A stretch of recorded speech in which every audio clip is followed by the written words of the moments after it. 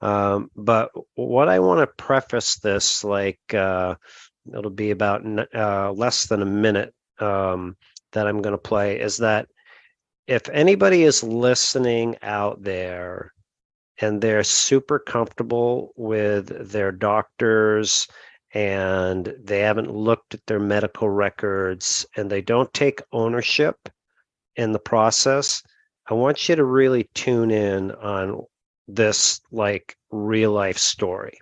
All right.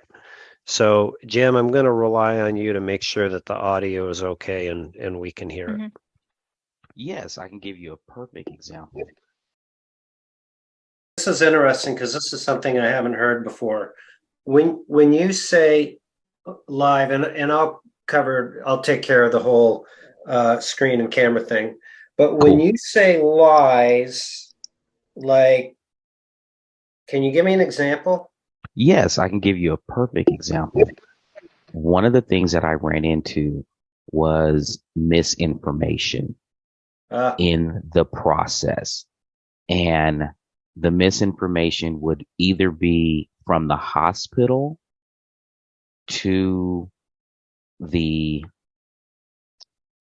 to the Social Security Administration, or just within the hospital setting themselves, because they had so many departments. I am a victim of Kaiser. There was multiple, oh God.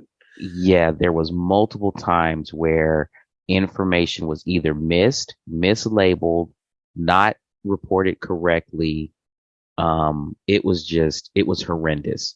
And then I had to follow up and personally grab my information and make sure it was given to the Social Security Administration on multiple times, where they were like, well, we don't have this. And I think I had a situation with you earlier where they called and they were like, oh, you have like 10 days, right? Mhm. It creates a panic because you're trying to get this information, you're trying to track it down. You go to Kaiser and then they tell you, oh, well, it takes 5 to 7 days, and you've already missed like 5 or 6 days. And it was a conundrum. It was bad. It was really bad. This is amazing that you share this. I'm very grateful for it. I mean, people have this false sense of security when you're dealing with hospitals and the Social Security Administration, thinking that hospitals and doctors that everything's going to flow smoothly. So, what was your kind of workflow? Would you go to the doctors and then loop back and look at your patient portal and I would go to the doctor. I would loop back, look at my patient portal, and then I would realize that there was information that wasn't in my chart. So I would reach out to my doctor and say, hey, this isn't there.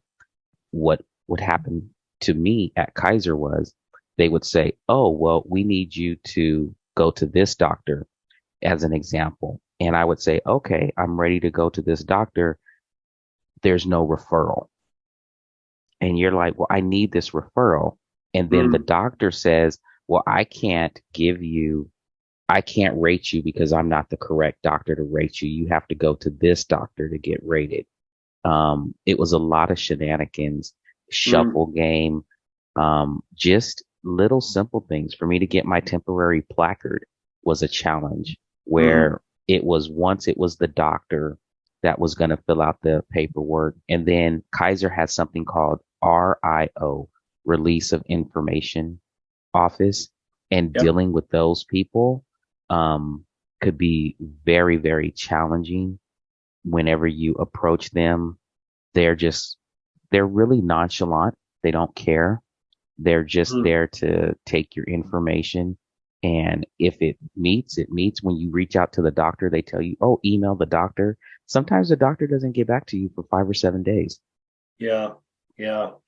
Yeah, the other thing that what I appreciate about you bringing this up is that in my opinion, there is no such done for you solution in doing this. I mean, we work together with you, what I would view to be a partnership with you working with Curl, but without you doing those steps. Like we don't have access to your patient portal. I guess we could if you provided it to us. But point is some of this stuff just has to be managed by the patient. And in most instances, people just don't.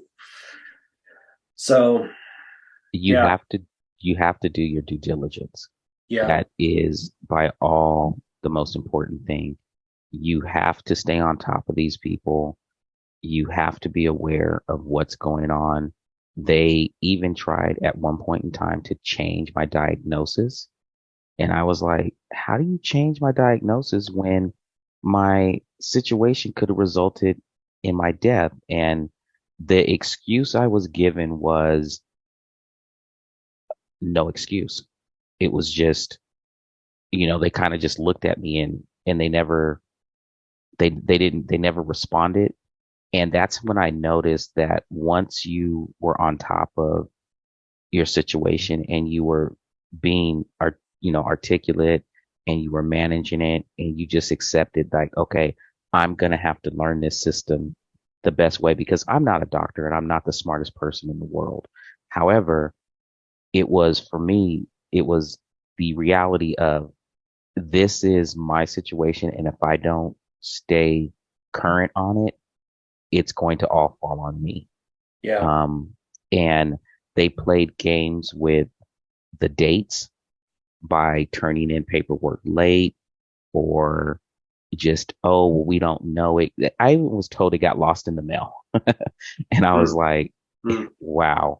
So, people really just need to be aware that they really have to stay vigilant and yeah. do what's best for them because they're not going to openly just say, "Oh, yeah, this is the way everything goes. Let me just walk you in here and give you all the correct information." It Hmm. doesn't work. It doesn't work like that. And what about on the Social Security side? Was there any challenges there, or were they consistent with their performance? They were consistent all the way up to a point. Once I got to like 90%, they stalled. I followed some of your information that you on your website where you said, hey, reach out to your local senator department and Yep. contact people and start, kind of shake the tree a little bit. Hmm. And that's what I basically had to do was I had to reach out to some, make a couple phone calls or an email. And that could be challenging to navigate. However, they were much more perceptive. They were like, oh, I'm sorry you're going through this. Let me guide you through our portal so you can submit your complaint. And Yeah. that's what I had to do to keep things moving because Social Security got to a point to where they just stalled. And I Yeah. was kind of like, why are you guys stalling when I'm so close to being completed? And, Hmm. it became very obvious that they were stalling even after I had went to the doctors. Actually, it was kind of weird because when I went to the Social Security Administration doctors, um, when I mentioned who my provider was, a couple of them were like, "Hey, you're with Kaiser," and one of them he didn't say anything, but his body language was he just shook his head. He just shook his head. He said, "Okay, I get it." Get it. Um, but I did follow your advice. I took everything in on a USB drive, my medical records, um, and I offered it to him. Uh, I was kind of familiar with my time frame of where to start at, so I kind of said, "Hey, Hmm. listen, I haven't had any problems in my life up until this point. This is where I entered the hospital at. Here's the conditions," and that seemed to provide the unspoken support that I needed once he looked at it. Then it was weird because he said, "You were in the hospital." I said, "Yes." He said, he asked me a couple other questions about my what I was doing. And I said, yes. And he said, I'm kind of trying to figure my way out through this conversation. So excuse me. He basically said, okay, I'll reach out to Kaiser and get your medical records. personally. He goes, because there seems to be some misinformation in here. Hmm. And that's all he said. He didn't go into any details or, anything further. He basically just wanted to know limitations of what I could and couldn't do. Um, and he was pretty straightforward. I think my appointment lasted maybe 30 minutes. However, what I would tell people is make sure you take somebody with you into that office. Do not go in there by yourself because it is your word against a doctor's word, and Hmm. you're going to lose. It keeps them honest when you take a third person with you. Um, that that is imperative. Good, good advice. Yeah, so you got approved without going to a hearing, which is fantastic. And you've shared some great tips. Is there any other, you know, nuggets of information that you think would be helpful for people to know to achieve the same result or do the best they can? Let's put it that way. Create a file. Create a file, and every paper you get, document it. And better yet, create two files. Create your Social Security Administration file and your Mm-hmm. doctor's files, and keep them separate. Keep everything in order, and definitely sign up for the Social Security Administration account so you can monitor that process. Yeah. Because they'll tell you as they're going through it, they'll tell you like, this is the date that your application was received. This is where Mm-hmm. we're at. This is the information we're looking at. This is where we're reviewing. Unfortunately, the responsibility ultimately falls on you as a individual going through the process, that you have to stay vigilant and be aware of everything you're going. There was a lot of sleepless nights. There were nights that I had a sea of paper, but because I couldn't sleep or I was in pain, what I would do is I would literally just get the paper, have it next to me, and I would just sort like 30 minutes at a time, right? I would just sort out that paper and put it into a file so I knew where it was at, so I could refer to it if I needed it. So could somebody use like an email folder as a system, or are you referencing like a straight file on your hard drive on your computer?